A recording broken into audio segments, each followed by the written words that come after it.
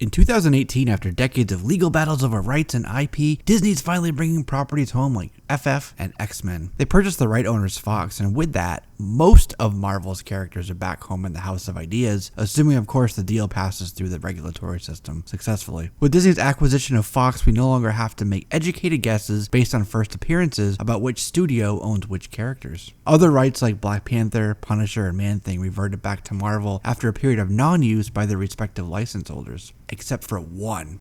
One of Marvel's oldest characters, a flagship character that bears the flag of power and responsibility, still resides with another studio.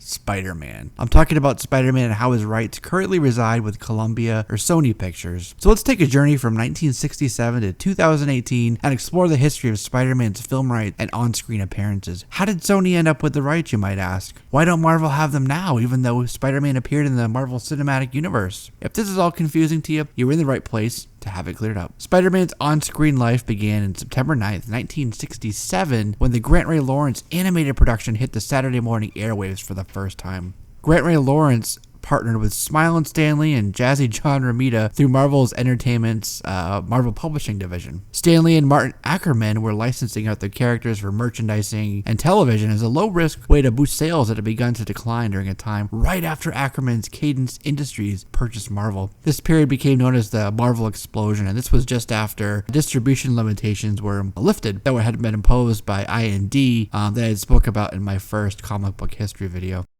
Through the better part of the 1970s and the start of the Bronze Age, Marvel continued to license out the rights to Spider-Man in 3-year stints to people like PBS's The Electric Company and the Toei Company in Japan, who, as an aside, gave Spider-Man a giant mecha robot named Leopardon. Superhero movies during this time were looked at as risky. Most studios didn't want to entertain the idea of making them, especially after seeing how poorly movies like 1983's Superman 3 performed. When New World Entertainment bought Marvel, they put the rights up for sale, wanting to partner with film studios, but they were hardly any interested. It was Canon Films in 1985 who purchased the rights to Spider-Man, and it only cost them $225 million plus a percentage of the gross profits. Marvel would do the scripting, pre-production, casting, and the studio would do the filming and the distribution of the movie. It was a good partnership, but it ultimately gave us subpar productions. I'm looking at you, Punisher, Captain America, and also you, Roger Corman's Fantastic Four. At one point, Canon was looking at Tom Cruise to star as Peter Parker. After 5 years without a movie, the rights to Spider-Man almost reverted back to Marvel, but Canon founder Menahem Golan negotiated an extension up to 1992.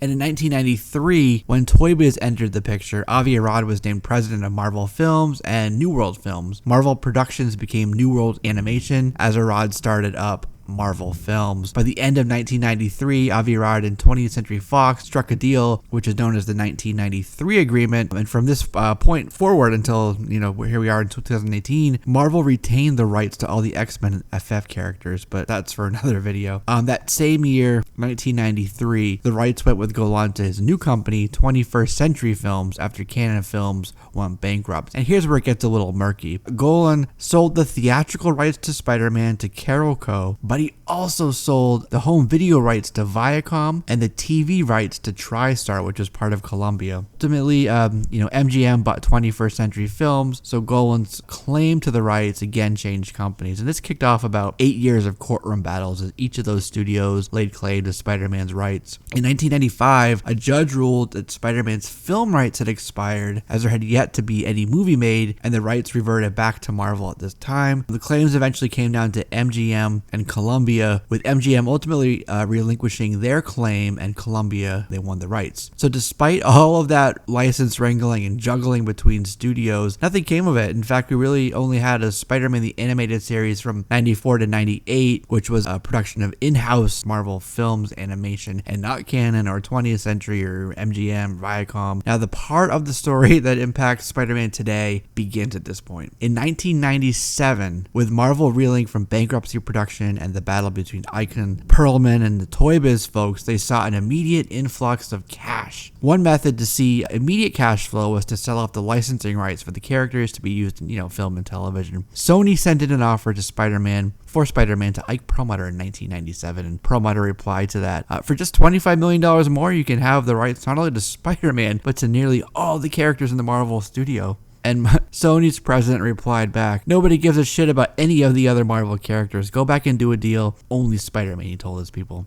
And in hindsight, that $25 million would be petty cash compared to what the Marvel movie properties have enjoyed at the box office. Sony's Columbia Pictures acquired the film rights to Spider-Man in 1999 for just about $7 million, and they released their first movie, which of course starred Tobey Maguire, in 2002. Fast forward, a few years, December 31st, 2009, Disney bought Marvel for $4 billion. Greg Weisman said that the same week, Sony relinquished all their television rights to Spider-Man. Marvel got merchandising rights, but they wouldn't be able to touch the movie side. And from this point on, Disney was able to make, animated shows like we have Ultimate Spider-Man and Spider-Man on now. In 2011, a few years after that, Sony and Marvel revisited the contract, and initially Marvel's approach was to buy back Spider-Man, but eventually they came to this. Marvel would integrate Spider-Man into the MCU, and Sony would continue to film and distribute the movies. The biggest part of these updates is that Sony gave the merchandising rights back to Marvel in exchange for a one-time payment of $175 million, and they'd pay up to $35 million